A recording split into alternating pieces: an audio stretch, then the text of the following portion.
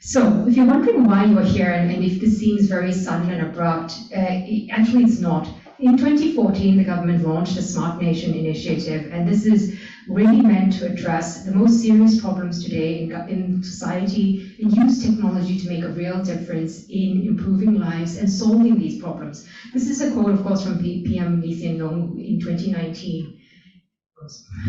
Sorry for the virtual audience, I have to be here apparently, but I've blocked the screen. So like I said, this is not a new initiative. Basically, for over a decade now, almost a decade now, Singapore has been using technology to improve human lives. What are the real and most important problems that underpin society that people are facing, and how can we use technology to tangibly improve the whole of society and experience in life? Sorry, can someone help me to move it? Because So the Smart Nation initiative is really a whole of government affair. As you can see, it's underpinned by three main pillars: digital economy, digital government, digital society. This enterprise means that every single public agency is involved in this, and it really touches and impinges on every part of human life. Digital economy means how do we use technology to ensure a vibrant and dynamic economy that creates jobs and opportunities. Digital government means how can government optimize both technology, software, data, to optimize policy making and operations. And digital society is how do we use technology to empower the individual, citizen, and resident to use technology to improve their lives.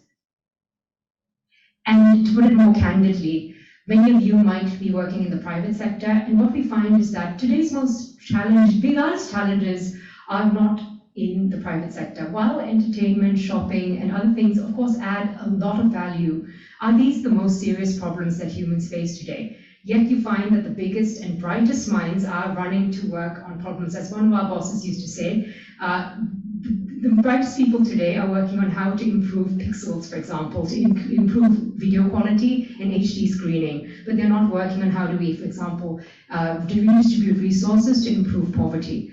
So the question to ask all of you today is, where would you like to make your impact, and how can you make impact as somebody who is in the technology field? And if for those of you who are not Singaporean and wondering about why should I care about a little red dot, we are only about 5 to 6 million people. Well, the good news is that Singapore's work, be it in technology and other areas, has really helped to uplift the human condition globally. We work with over 180 countries in sharing information, building capacity, and of course, explaining our best practices. So you can see some examples here. This is an effort that's taken again by the whole of government, by many of the agencies here today, and you'll hear more about that later on. Yes, so finally, why are you here today? So as part of the Smart Nation initiative, the government is really invested in bringing as much technology talent and the brightest minds in the field into government to work on the most urgent and pressing problems in society. The government is hiring for over 700 roles in many, many different fields. From Monday to tomorrow, we had various information sessions. We had on engineering, UX design, policy, and corporate is today. And yesterday we had it on product management, and tomorrow they'll be on data science. So as you can see, there's a range of roles. Today's focus will be on the corporate and tech policy roles, but there are many, and in the next slide you will see the link. Sorry, the next slide, yeah. Yes, if you visit our jobs directory, you'll see the 700 roles that are available today, and if you have any questions about this, you can ask later on. But I just want to hand over now to Cheryl for our discussion. Cheryl is a senior manager at Open Government Products. She is part of the marketing function, and she will now moderate a discussion with colleagues from across the Smart Nation family and other parts of the government. Cheryl. Hi everyone, may I invite our panelists up to take their seats. Thank you so much everyone for joining us here today, taking time after work and out of your busy schedules to be with here, and people online as well. Thank you so much. We'll just jump straight into a round of introductions, and I want all of us to say who you are, what you do, and one fun fact about yourself, okay? So I'm going to start. So I'm Cheryl, I'm in the marketing team in OGP.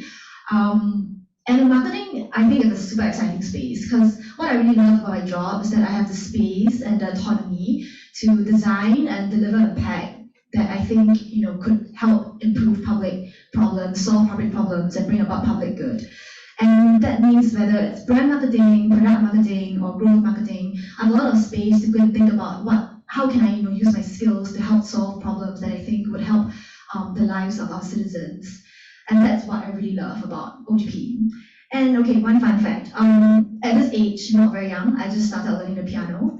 Yeah, it's quite odd walking into a school full of kids and going for a piano class. But I think, never too old to learn something new, and that's one fun fact. Okay, Praveen.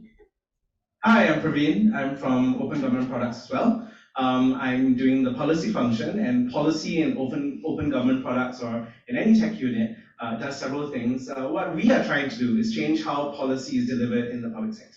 So today, policy is really a waterfall approach where you start off with your policy wongs, figuring out what's wrong with the system and what needs to be changed. And then all the way down the way, you get finally your tech folks, right? But how do you bring tech and operations to the head of policy so that you can build better, more functional, and more, I guess, implementable policy in the future? So that's what I do. And one fun fact about me, I grew up in four countries throughout my life, yeah. All right, hi everyone, I'm Edwin. I'm currently a HR director with MINDEF. If you're wondering why MINDEF is here, actually, I'm here with my colleagues Jane and especially Gobs sitting right at the back, who are from, Gobs is from the Digital Intelligence Service.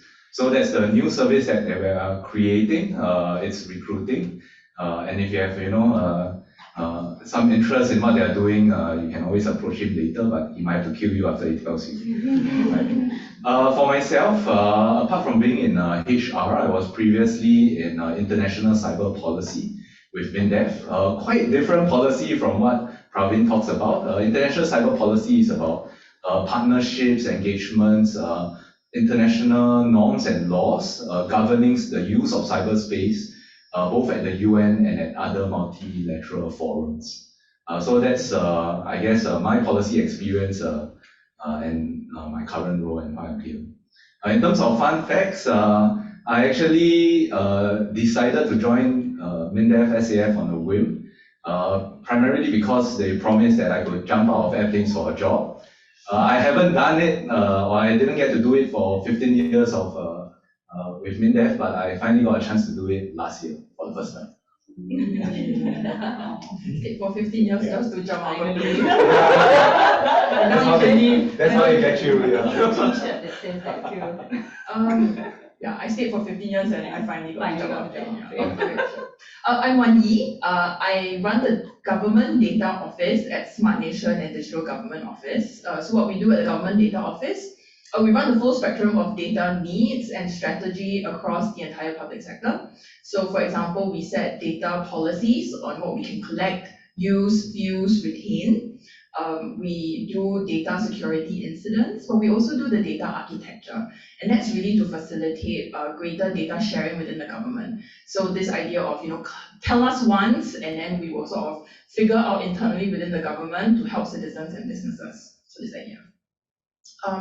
One fun fact about me, I'm actually a uniformed police officer, so I don't look it.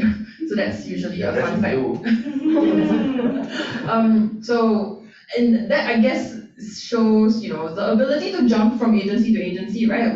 We really do see ourselves as one public sector. So while I know we have a lot of agencies over here today, we really are approaching this from a public sector view. So, yeah. Hi, my name is Liana.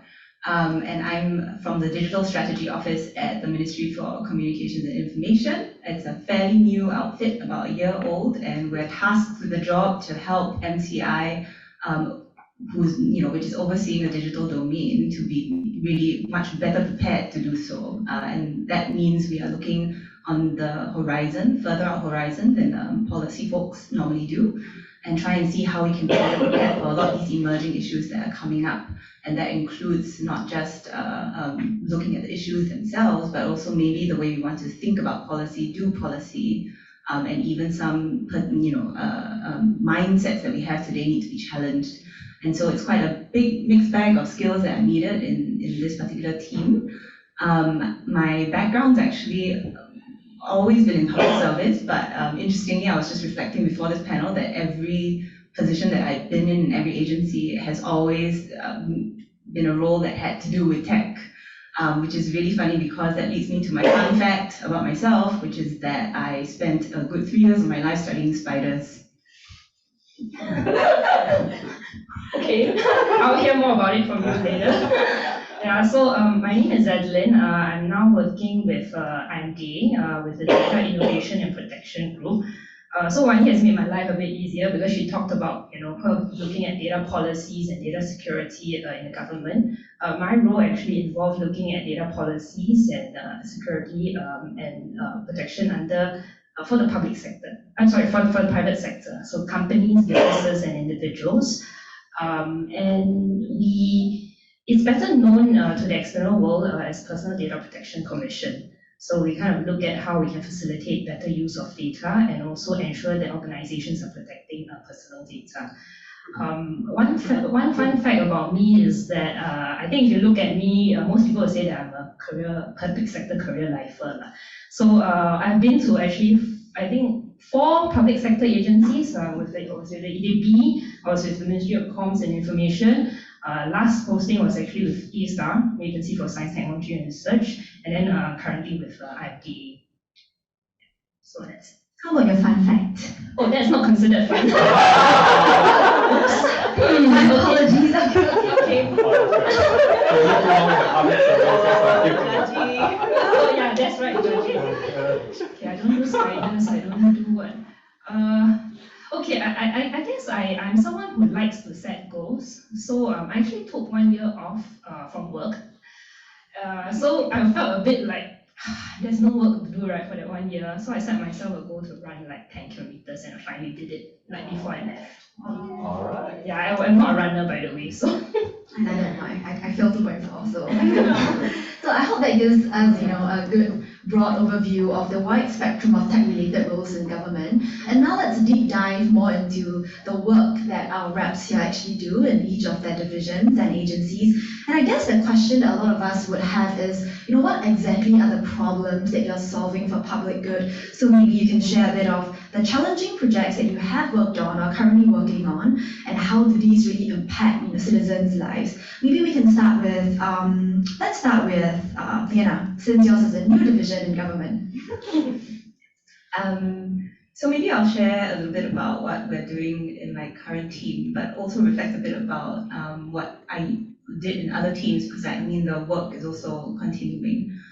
So right now at DSO, there are quite a few things we're doing. I think one maybe more exciting thing is looking at some of these emerging spaces such as the metaverse, and keeping track of what the landscape is looking like in Singapore, so that we can kind of anticipate quite specifically what potential harms and actually good we can promote in the metaverse. And I think this is also one of the examples of what I mean by maybe we want to do policy and regulation differently. I think the good thing is that the metaverse has been all over the news. It's been announced even before it's even mature. And that gives us an opportunity to think about maybe this is a new way to think about regulation. Like we should be plugged in from the beginning. Maybe this might be the opportunity to design with safety in mind before a platform's fully birthed, which has always been the case with other traditional forms of regulation. You wait for the platform to show up, then you see what the harms are like, and then you go, oh, I might have to do this and have to do that. But then by then, oh, there's been a lot of collateral damage. So that's one example of something that we're working on. But maybe just very quickly to talk about maybe what some other things we've been working on in my other roles. So previously to this, I was at something called the Center for Strategic Futures, which is an agency, which is a little unit, a foresight unit in the strategy group. And even then, where we were basically a team doing research into sort of emerging issues, more 10 to 15-year horizon, we had a lot of work looking at the intersections between tech and society, because we knew that those were issues that would be very slow burn, that would come and bite you in the behind eventually, but you don't see the effects till much later. So one of the, and I think it's my ongoing work streams till today, are things like what are the impacts of, say, technology on identity, and identity could be identity as people, as a nation, as communities, and what might that mean for Singapore as a nation, but what might that mean as for Singaporeans as global citizens as well. And so even in those kinds of capacities, there is room for thinking about the intersections between technology and sort of what our national needs and what community needs. So I'm quite happy to say that these are maybe two interesting examples. Yeah, and it seems that a lot of the work that you do are very behind the scenes, protecting people in terms of identity, in terms of the different ways that you mentioned, and these are not exactly things that we see day to day, right, in terms of the protection, but yet so important, right, online safety, identity, things that really sort of anchor us, to who we are as Singaporeans, right? Yeah, how about Edwin? So I think if you look at two interesting areas, so one is actually on the international front. So I mentioned that I look at data policies for the private sector. So under the PDPC, we actually have what we call the Personal Data Protection Act. So it's about protecting personal data. But I think worldwide, actually, there's evolving regulations in the global landscape today, and different jurisdictions and different countries actually have implemented or enacted different laws and regulations. So in a way, the policy unit is trying to help, look at what's happening in the global landscape and see how we can shape our regulatory levers so that we can actually also better support businesses and also protect our consumers. So that's one aspect that I thought would be very interesting, because it really involves actually better understanding what's happening globally and then actually shaping what's the next bound for Singapore in terms of data protection and innovation. The second area is because I think there's a lot of technologies that's emerging. So when we talk about protecting personal data, we talk about this concept of actually having data sets that are not identifiable. How do you make data sets that are not identifiable? So that there's like solutions out there, for instance, like privacy enhancing technologies and stuff. And we're trying to see like how these technologies can be used to actually help better protect personal data. And in doing so, actually, we will end up having to engage with industry, businesses, trying to understand these emerging technologies, and then pushing out like guidelines and solutions for the industry to kind of follow. So I think these two areas are pretty interesting for us. Yeah, and again, personal data, protecting our personal data is something that's still in the talk of the town, and especially with rising scams, all of that becomes even more important, right? How about Wanyi? What are some of the exciting, challenging projects and problems you're trying to solve? I think at the Government Data Office, it's all about harnessing the data assets that our many public agencies have to facilitate their work in helping businesses and citizens. So I'll give you one example in each, right?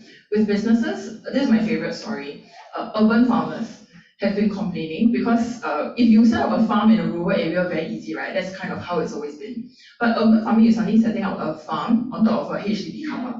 Then you run into a lot of public agency problems, right? So how do we use that data, the data that the urban farmer is submitting, and make sure that it goes to the relevant agencies for the relevant licensing approvals? So this collect once, ease the burden on the urban entrepreneur to start his business. So that's, and then underlying that challenge are the policies for data sharing within agencies. It's the technologies that facilitate data sharing, because obviously we don't want to be emailing that person's details to many people. So these are some of the things that we think through at the Government Data Office for businesses to help. So that's one example.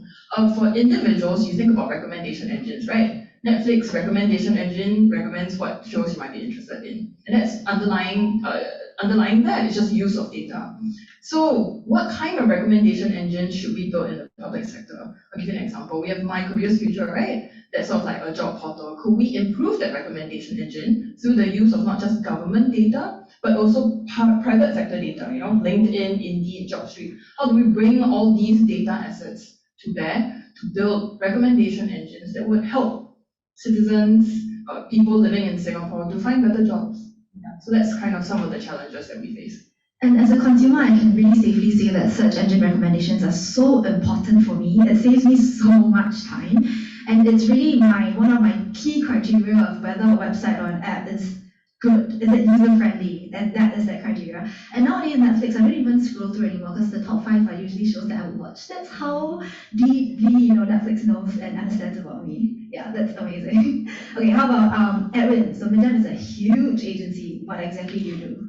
Yes, well, I'll share a bit on one of the challenges that I worked on previously, and then one that we are working on now. I'll shamelessly borrow Adeline's frame of external and internal.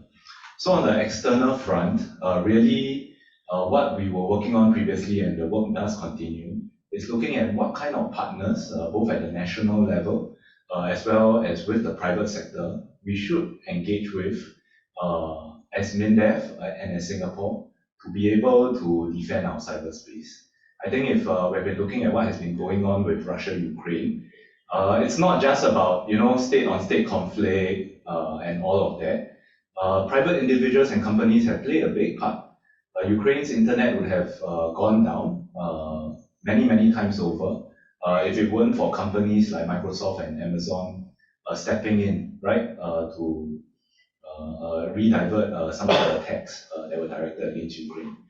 Ukraine wouldn't have internet if not for Elon Musk single-handedly stepping in with his Starlink network. So whatever you think about him and Twitter, there is, at least one thing that he did do for them. So beyond that, of course, we also look at the national level, which are the countries we should engage with, countries we should partner with. Been on many trips, one of which was way back in 2017 when we went to Germany. And then we learned about this new service that they set up called the Cyber Information and Digital Service, something like that. And then from there, you can kind of extrapolate why we're looking at creating a digital intelligence service today. Which brings me to the internal looking, right? Today, our biggest challenge, particularly for MINDEF, is trying to develop the HR policies, the structures, the levers, whether for remuneration, whether for pay, whether for benefits, that can best support the growth of our new workforce, that can best support the growth of this new service. It requires a very different mindset. Your three more traditional services, take in people of a certain mold, a certain mindset, a certain culture, where physical fitness is more important, where compliance or obedience in many ways is just as important. In the new service, it's quite different, right? Not to be dismissive of my colleagues in the DIS, but you don't quite have to lift weights to be able to be a good cyber warrior, right?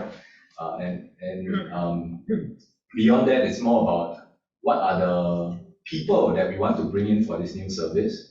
How do we then support these people in defending our cyberspace? Again, it's not always about listening to instructions. Sometimes it's about breaking the mold, breaking norms, being able to try new things, and doing things in a fundamentally different way. So that's the fundamental struggle that we are trying to do now. How do we, bring mind white people of the traditional SAF mold and mindset and convince people that, hey, for this new service, it's something that's fundamentally different, it's new and exciting, we do want you to come and try it out. Yeah, on the second point on what you're doing internally, what I'm really hearing is how can we build organizational culture that's not typical and conventional as to what we've done for the previous 3 units, right? And I think that is super important because ever since pandemic, things have changed a lot. Not just ways of working, not just being physically at home and working from home, but the expectations of employees, right? What do people want? How do we engage with people? And that's a lot of rethinking the whole culture and design of an organization. And that is so important. And to me, that is really great news. I didn't know of this before today. And I'm very happy that we're all being so progressive. And exactly that is what society needs, as well as what the government needs. And Praveen, so those that don't know Praveen, he's a policy hero in OGP. He's in a health tech space, and because I also do a lot of marketing for health tech, so he has helped me a lot in navigating complex policies, sometimes that I cannot really understand. Sometimes that I can't understand, to be fair. So as Cheryl shared, I am in the health tech space. So I have been actually in the Ministry of Health for 8 years prior to joining Open Government Products. And that gives me a really fun intersection between health and tech. So there are two kind of experiences that I thought would be useful to share. When I was in the Ministry of Health, previously I was doing health regulation, and we're looking at regulating areas that have not been regulated before. So things like telemedicine, things like AI. And a traditional regulator would say, let me go and assemble a team of experts and sit in a room and then figure out what are the right things to protect and how to protect it. But we decided we wanted to take a different approach, and that's one of the things great about service, right? That service is flexible. The public service is very flexible. And if you really have a compelling argument about why really we don't have experts in this field and we should try a different way of regulating, they are open to it. And so what we did is we created a telemedicine sandbox where we invited some of the providers that you may know today, like Dr. NUS, SpeedDoc, White Coat, and said, come and figure out how to regulate with us. Right? And so we brought them in, we kind of gave a bit of oversight, we collected a lot of data, and we proved many things. We proved that telemedicine could be done safely in certain aspects and controls, and we proved more importantly that we can work very productively with the private sector to co-create regulations and build an effective and efficient regulatory regime. And on the back of that, by the time that Sandbox was ending in 2020, then COVID hit. So what we did was we said, hey, we've been working with these guys. Let's see whether we can help deploy telemedicine to the migrant worker dormitories.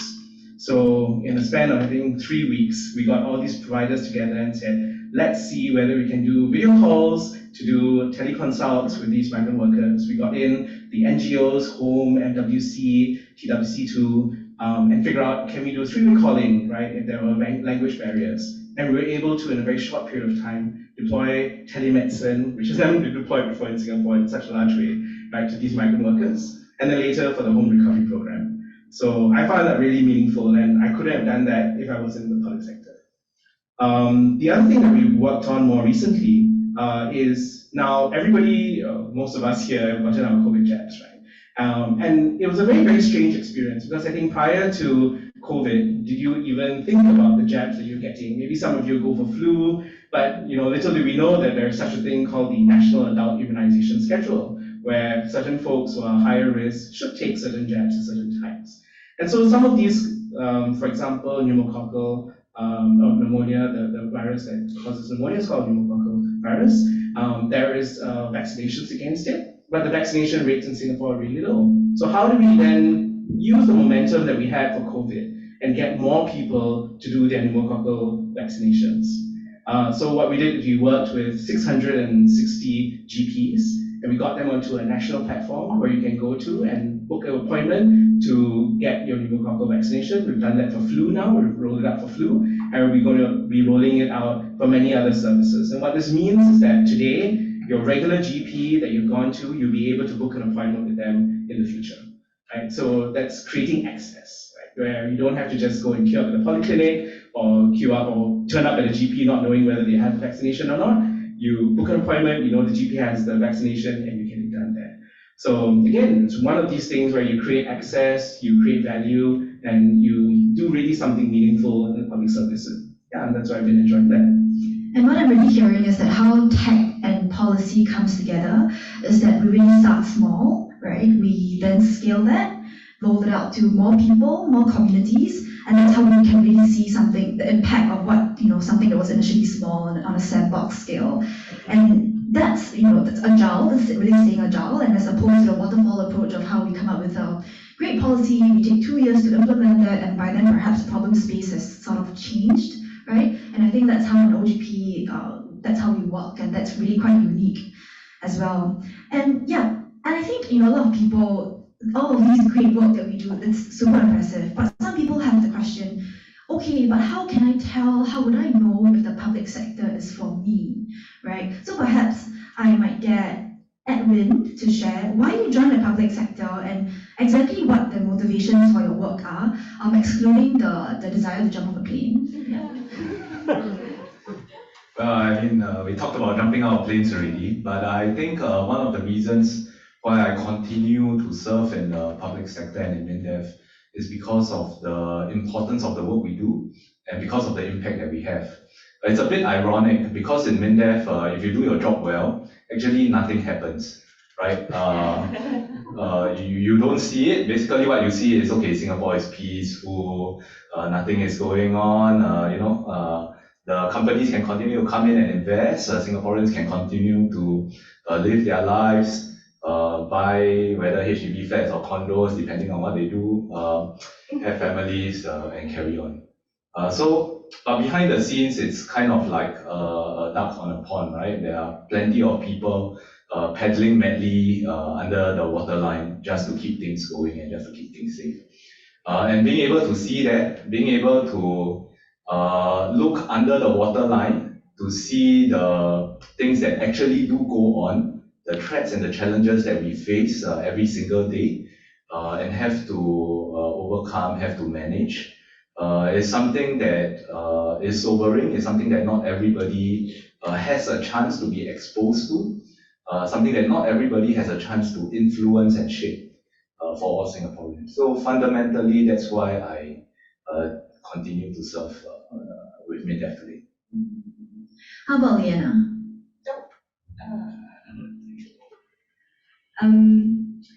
I think if there's any country in the world where you do actually want to have a big impact on the people that you serve, I think Singapore is the place to be. I think having had many interactions with international counterparts in other governments, you really do feel like if you're a mission-driven person that wants to do public good and bring out public value out of also private gain, I feel like Singapore is really the place. And I've never been a person that was profit-driven.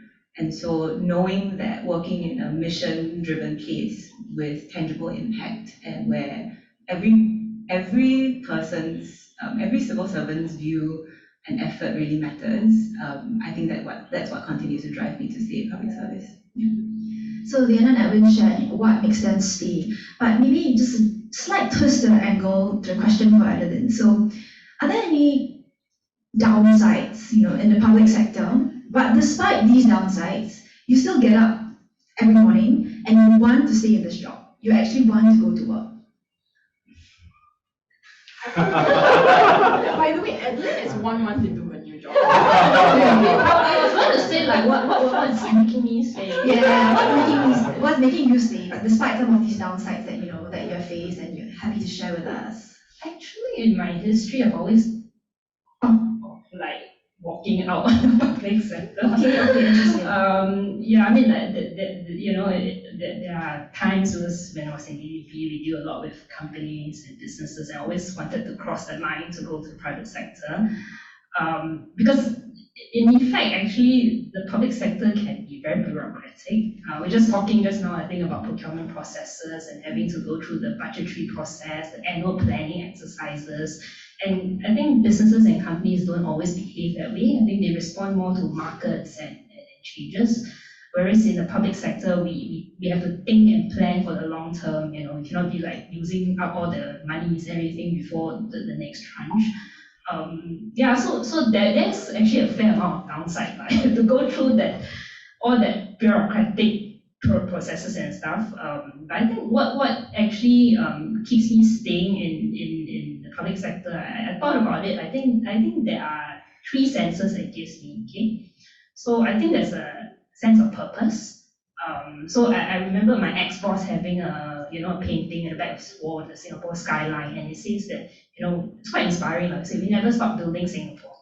Right? So it's like you can talk about building organizations and all, but here we are building the nation.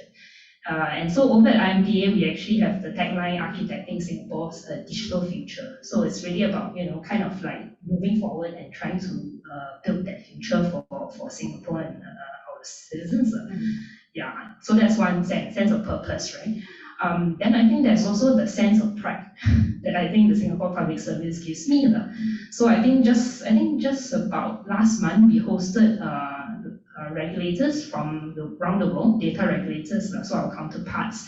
And then this senior Canadian regulator came to us and said, we brought them to the National Museum of Singapore for, just to have a feel of what Singapore was like. And then after that session, just a brief 1 hour, tour by the docent, the senior Canadian regulator was like, oh my gosh, I always thought that Singapore was rich. I didn't know you go through such hardships, right? And oh my God, you actually have a multiracial, society that's living in harmony. I mean, how many societies have that, right? So I kind of think it made me very proud to be part of this country and being able to contribute that. So that's the sense of pride I think you get with interacting with other countries. And then I think the last one, which is a bit more internal, is the sense of belonging. So it's a bit like, we are here together, we're all from different agencies, and we can be part of a big family, right, of the public service, because there's this one public service notion. I don't think you get that often, and probably not in private sector, right? You don't get different companies meeting each other and say, oh, we're one big family, and say we are competitors, right? But here it's we are competitive, but we know we are working as one public service. So I think that kind of keeps me staying within the public service. And actually, I have super similar experiences to Edwin as well. So before I joined OGP, I was in MINLaw. I was there for 3 years. I was doing digital strategy.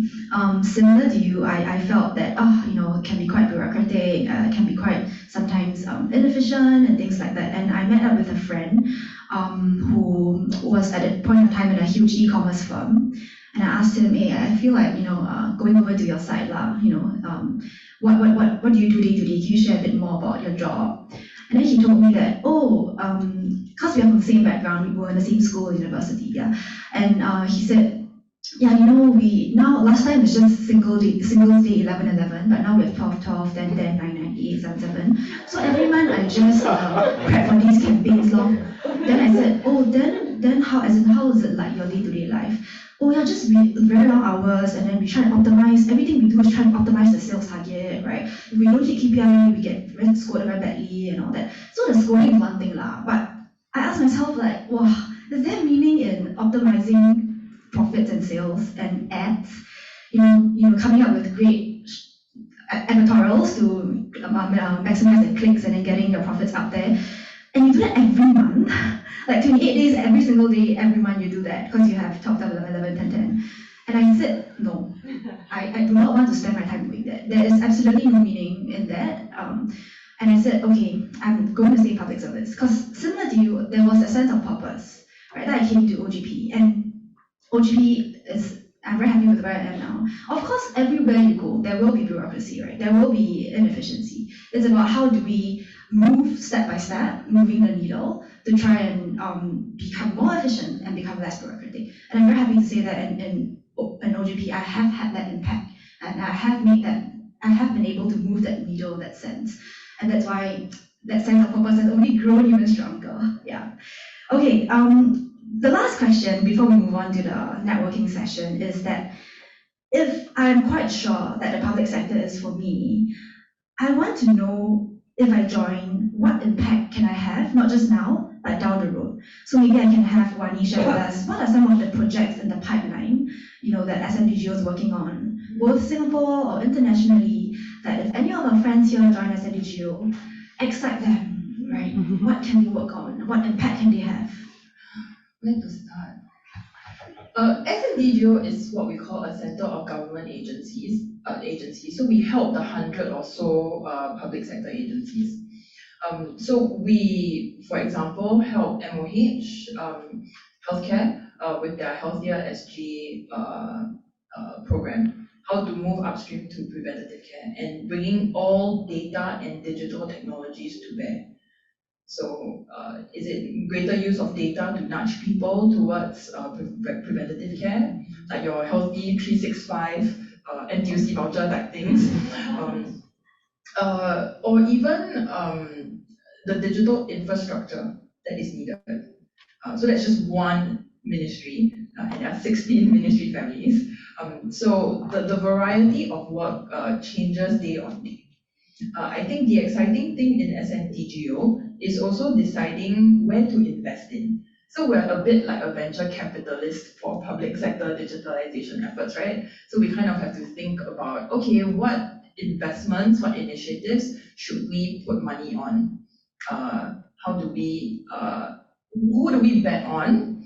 What criteria do we use? And what is the metric of success? Because unlike private sector, it's not about profit, it's about public value. So how do you measure that? So it's very challenging questions in SNDGO, how to measure public value and resource allocation.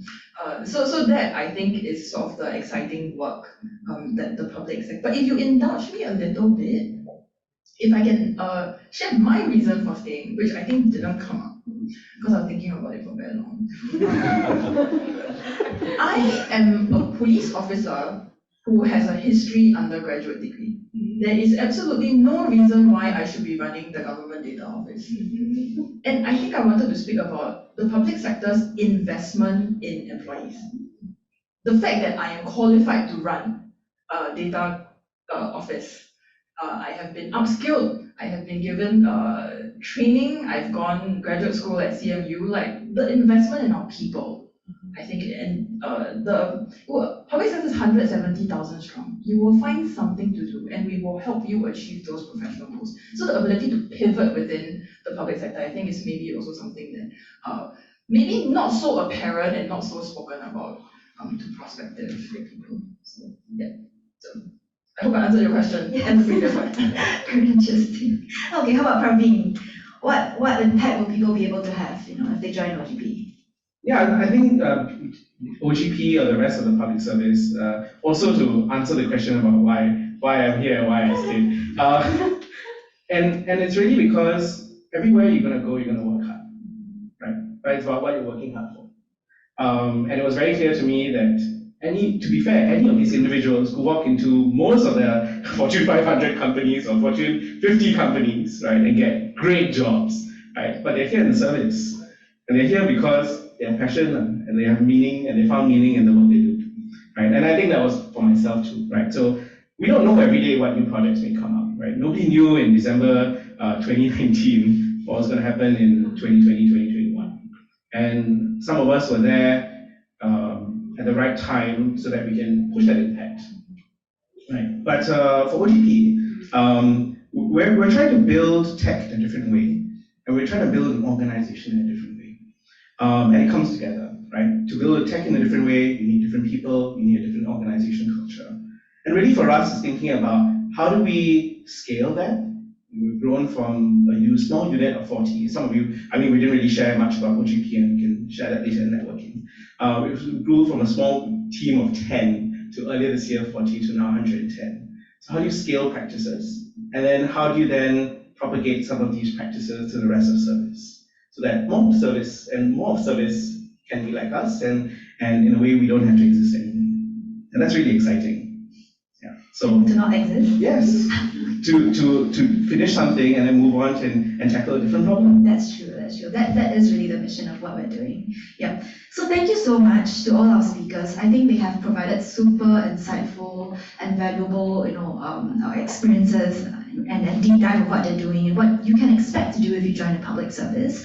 And for people who are here with us today, we have food and drinks outside. We can proceed for a physical networking session. And if you look at the pieces of paper on the wall, we have reps from these agencies who we can speak to if you have a particular interest in any of these agencies' work.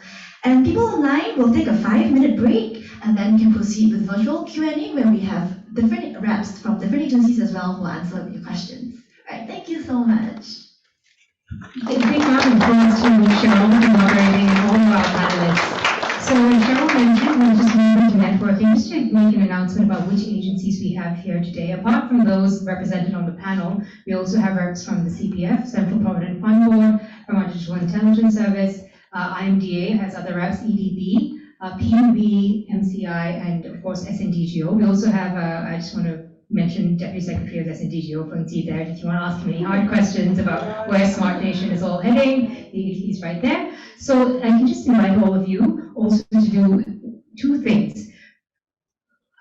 Take your shoes again. Just give me a sec. Let's remove this. Okay, So if you missed out on the announcement earlier, there's usually two QR codes. One is the job listing of all the opportunities available, not just in corporate and tech policy, but across all the different fields of be it cyber, data, engineering, UX design, etc. We also have an option. The first QR code is where you can immediately connect with hiring managers across the service, drop your CV, and if you give us with your consent, we are happy to share these across the agencies where their opportunities lie. And finally, please do give us some feedback from today's higher information session. This is the first time this week that we've been running such sessions, and if they're useful to you, we're happy to do it more regularly. So really, please do talk to the hiring managers here, agency representatives, ask them your questions, exchange details, whatever this takes us. We have pizza, onion rings, and sushi outside in case that entices anyone to stay. So with that, thank you again for joining us.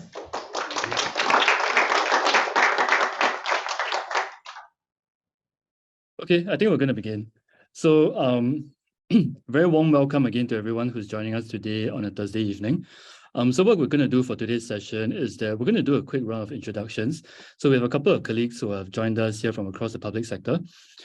So everyone just, we'll kind of go in order of how I'm seeing you on my screens here, just to keep it simple. So tell us a little bit about yourself, the work that you do, your agency, whatever you feel is relevant or fun to include. All right, so I'll start with myself first. So my name is Julian. I'm from OGP and I work on the people operations team. So I'm here also kind of representing the corporate functions. So I'll do my best to kind of chip in for, policy, marketing, corporate operations, and so on. But for myself in my role, what I mainly look after is I look after the people side of things, right? Mainly helping OGP to scale as we grow from 60, 120, and probably looking at 200 plus in the coming year, right? We cover everything from OD to L&D to leadership development and things like that. All right, so that's me in a nutshell. Okay, so over to you, Winifred from CPF. Okay, Winifred here. I'm the HR business partner within CPF. Together with me today are also three other colleagues who are under the HR business partner team. So we actually handle a full range of from corporate roles up to service delivery roles like customer service. For myself, I actually handle the corporate and communications role, policy role. Probably more in the niche skills where like risk management, strategy, more towards the corporate side. So I've colleagues who will share later on what are the other roles that they help their departments to hire and engage candidates. Yeah, thank you. Thanks so much. Sung Chen. Hi, evening everyone. I'm Sun Chen, or SQ in short. I'm from the Digital Intelligence Service. So for corporate role wise, actually currently I'm from the HR Talent and Engagement branch. So I'm sort of like in a corporate role. So part of my job is to design HR scheme to attract the necessary tech talent to join the Digital Intelligence Service. So one of the things that I'm working on now is something like the competency-based hiring as well as advancement.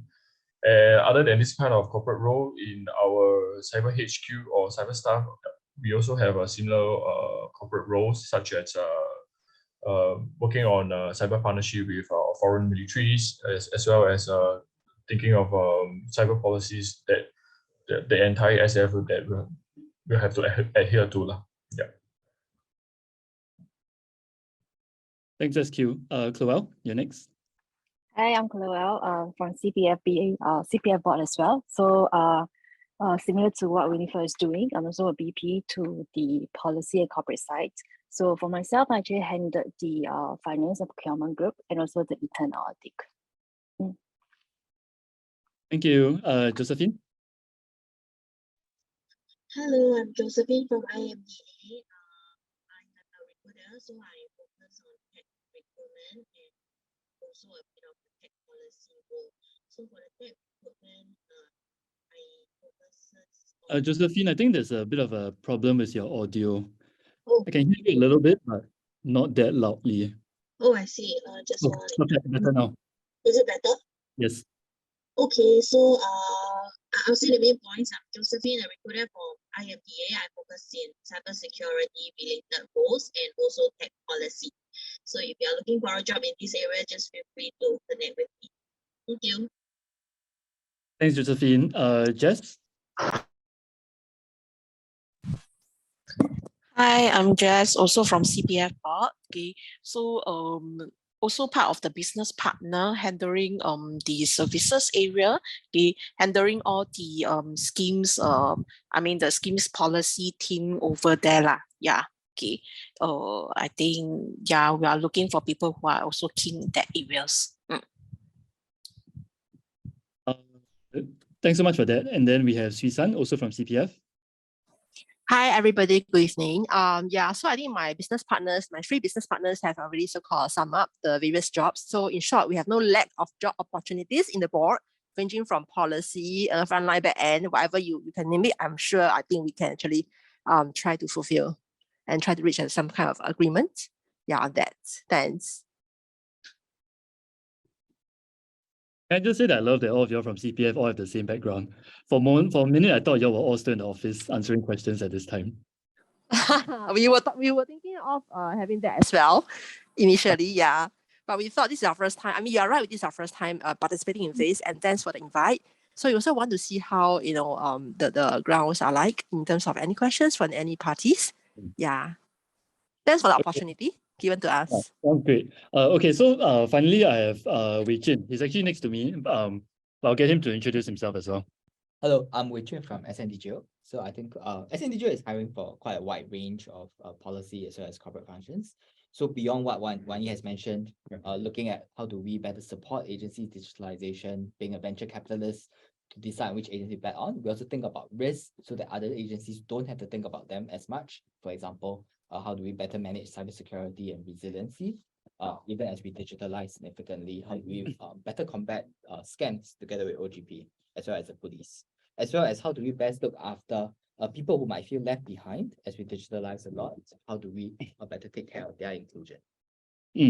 Okay, so since we already have Wei Jin speaking, let's dive in. I know there are a couple of policy-related questions. So what we're going to be doing is that we're going to do a mix of both live and also chat replies. All right, so since we're on the topic of policy, maybe Wei Jin, you want to tell us a little bit about how you think about it at SNDGO, maybe also one particularly exciting thing that you're working on right now, and then we'll get some of our other agency colleagues to share as well.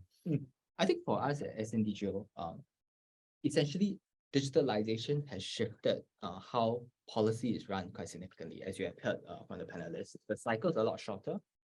We need to work a lot more iteratively, but a lot of processes are still from the times where things are a lot slower, perhaps more geared towards, for example, investment in physical infrastructure, where funding and approval processes can be quite lengthy. So how do we reshape some of these things so that people can develop and experiment a lot more, work more closely with the citizens and businesses that are serving, and have the necessary support in order to do these things? So how do we reshape that to allow agencies to digitalize better and serve citizens better?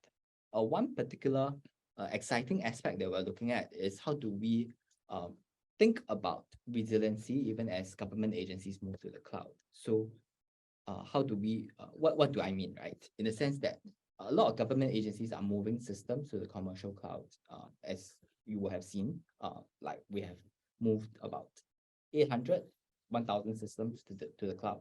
But what happens when the commercial cloud go down? What are our contingency plans as a government? How do we keep providing services to the citizens, or what do we do in those circumstances? So those would be the things that we would think about at SNDGO, or what sort of backup infrastructure might we need to provide in those circumstances. Okay, thanks, Wei Jin. Anyone from maybe colleagues from IMDA or CPF would like to share a little bit about what policy looks like in your own day-to-day work?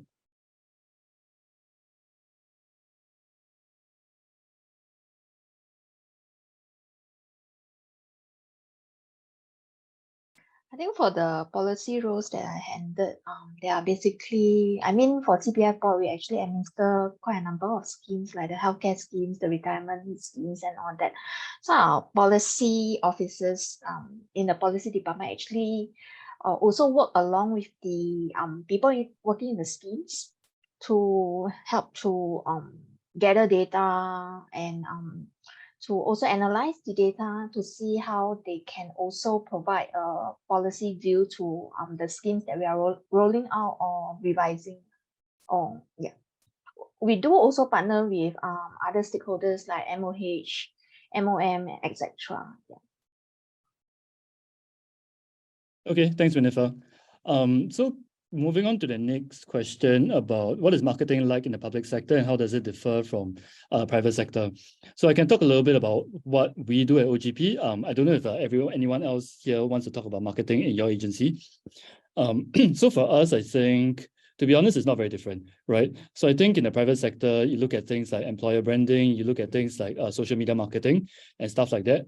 For us at OGP, where I think we consider ourselves in practice, really, we are a software engineering company, right? So we build software and we build products. So similarly, when we think about how do we get our products to market, how do we acquire users, right? Even when it comes to things like hiring, how do we think about employer branding? How do we want to position ourselves in the market? How do we want to position ourselves vis-a-vis other tech organizations? So these are all things that I think translate quite intuitively from private sector to government. So, we are on TikTok, we do things on LinkedIn, we write, blog posts on Medium and things like that. We cover the spectrum. At the same time, we have people on the ground joining, tech groups and things like that. We do quite a bit of, I guess, community engagement kind of work. All of that kind of falls under the umbrella of marketing for us. So I would say for us, quite similar, not too different. Yeah.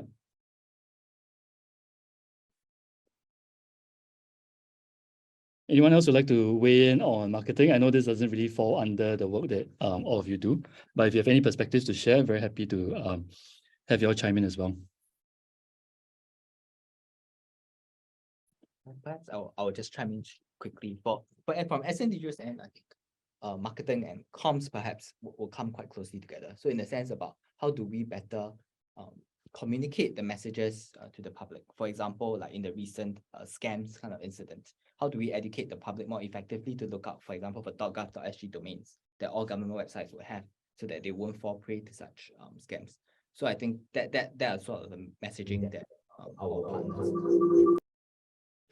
that's sort of the messaging that different agencies will have to work closely in order to how to best reach as well as help members of public retain those kind of information. Yeah, hi. So oh my God. Sorry.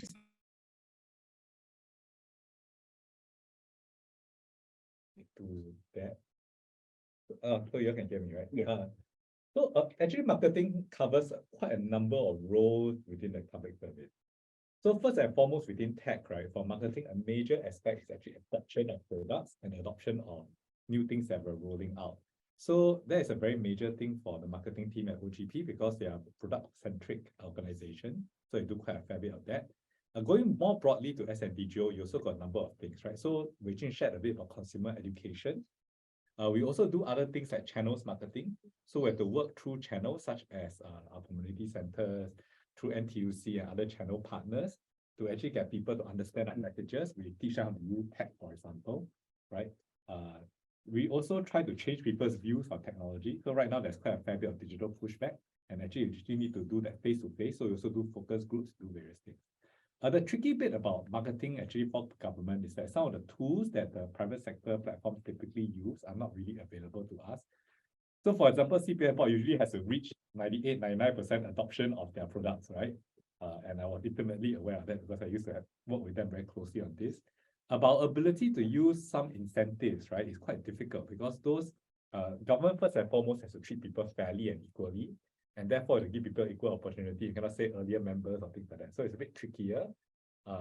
So a lot of marketing also therefore comes into understanding user feedback, giving information to our user experience designers, how to do this better, really listening out for where the pain points are that's causing bottlenecks in adoption.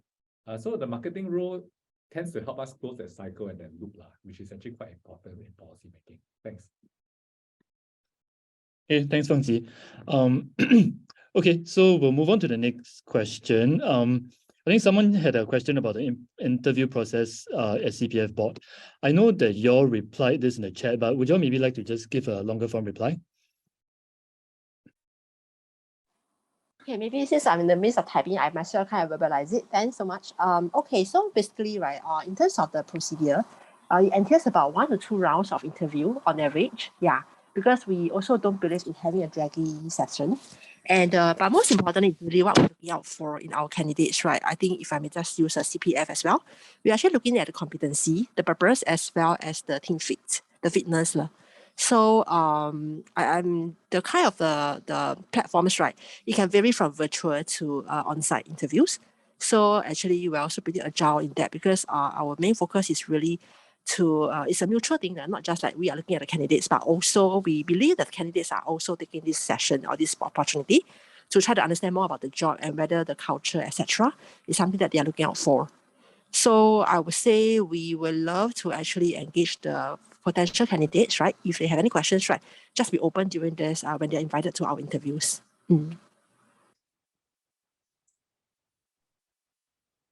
Thanks, Sisan. So if anyone has any follow-up questions to whatever Sisan just shared, feel free to drop them in the Q&A as well. Okay, so moving on to the next question. Would agencies be open to hiring people from non-tech background for tech roles? So at least for us, I'll answer for myself, and then I'll see if our colleagues have a response to that. So I think at least for ourselves, in theory, we would say yes. So I think the way that we interview is that, so at OGP, I mean, we can be a little bit philosophical about this, right? I think we talk about hiring the best people to work on the most important problems. What this means concretely is that, I mean, our interview process, while we do to a certain extent look at credentials, we do also pay quite a bit of attention to someone's ability to deliver impact. Obviously, when you're talking about technical role, this does require people to be familiar with things like the tech stack and things like that. But we're not gonna, we have no sort of like hard and fast rule and say that, if you don't have certain credentials, we won't accept you for that role. So we're not blind to the fact that, people can pick up these things in their own time. Sometimes talent does emerge from places that you least expect. So in theory, at least I would say that we are open to this. We have accepted people from relatively unconventional backgrounds before. So at least in OGP, we have software engineers who did East Asian studies before, right? It's not unheard of. Okay, so handing this over to my other agency colleagues. Anyone wants to weigh in on this? Generally speaking, I think for technical roles in government, we have typically hired increasingly based on competencies. So for technical roles, actually the most important one is to pass a test. For non-technical roles, when we're technical, we have had a few examples, although I don't think it's as many as I would like it to be, where people actually have trained on their own and also gotten training supported by the government, and then they move into technical roles. Technical people moving into non-technical roles are far more common. So actually, Wei Jin is, for example, looking for, often hired quite a few technical people, and then we educated them in legislation and things like that, and they help make laws related to data protection, related to cybersecurity, or even on scams. So that portability is probably more common. I think CPF has a lot of examples of that actually. Actually, we are also, because our roles have also evolved with a couple of transformations, right, happening during especially the past 2 years and even now as well. So, and furthermore, we are in the business of people supporting people, right? Because our customers are basically the CPF members and they are nationwide. So I think, and being the trustee of the retirement savings, right, I think it's a really very important mission and vision to us. And therefore, we are quite prudent and also excited to get hire those people that we could actually see their values, and also most importantly, right, they are able to align their expectations to the board's culture and our own values. So I think that's very important. And so even if let's say they don't have experience, right, basically we are also keeping a lookout on the learning agility. That means in terms of how they actually overcome failures in their past whatever episodes, and how they actually pick up from where they fail. So I think this is an important aspect that we are also increasingly paying more attention to that, and not just looking at the pure credentials in their resume. Thanks, Sisan. SQ or Josephine, any thoughts on this, about how you're thinking about hiring? In fact, I would like to share about a program that IMCA have. We previously had a THR program, a train who release. So what happened is we helped this mid-career people switch into cybersecurity. So I would like to share that based on this, we're actually open to consider people without that backgrounds. But of course, if you do have the competency, we will still consider. The really good thing about these conversion cases is that we actually successfully converted 3 of them into a cybersecurity after 2 years of program with us. So I think the government agencies have sorts of programs like this to help people transit into roles like this.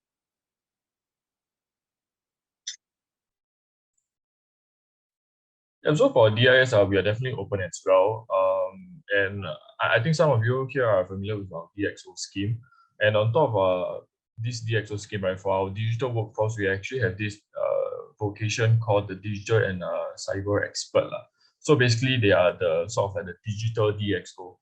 So if you are, let's say, a non-tech person, you can first be hired as the DXO. And if you show aptitude of gaining tech skills, and while you were employed as a DXO, we will then train you in digital skills, and then thereafter, when you acquire the necessary skill sets, we will then shift you to the DCX vocation, where you will receive the appropriate remuneration to remunerate your digital skills.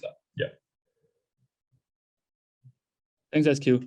So there was a question here about whether the recorded session will be available. So answer to that is yes, it will be.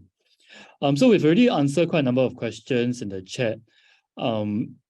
If there's anything else, we're coming close to the end of the session. Feel free to add in anything, and we're more than happy to stick around if there are more questions. Okay, so I think the final one here is, could we share more about policy at OGP and whether fresh grads are considered for such an area? Okay, I actually have one of my policy colleagues sitting right next to me, so I'll let her take this one. Hi everyone. Yeah, so at OGP we generally look out for ability as well as communication, as well as values. I think most importantly, we're looking out for people who have a heart for doing good, whether it's in OGP or actually anywhere in any part of government. So short answer is yes. I think we consider your values as well as your ability more than like qualifications or anything like that. Yeah. Yeah, so the short answer, I think across all the agencies here is yes, we will consider fresh graduates. We look more at your background and your predilection and your ability. I think that's the general consensus across all agencies. I can speak for all of them, I think. Right here, MINDEF, CPF board. That's going to be the answer. So please do apply. Okay. Would any of so that was Feng Jie and Hui Xuan from our side. Any other agencies would like to kind of weigh in, share your thoughts on this as well?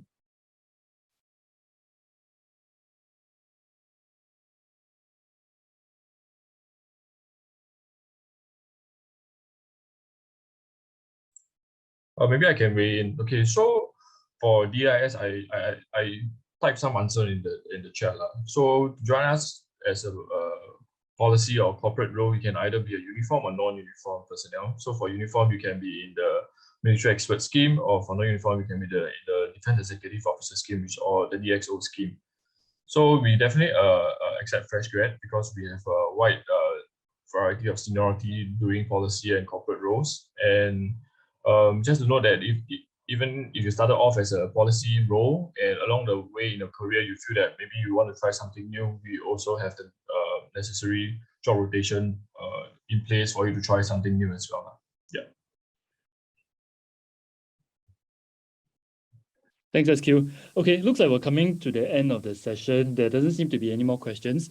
Maybe let's do a quick round and have the different agencies tell us about the roles that you're most excited about hiring for right now, and kind of people that you're looking for. So maybe we can start with CPF, and then we go to IMDA, and then SNDGO, and then DIS.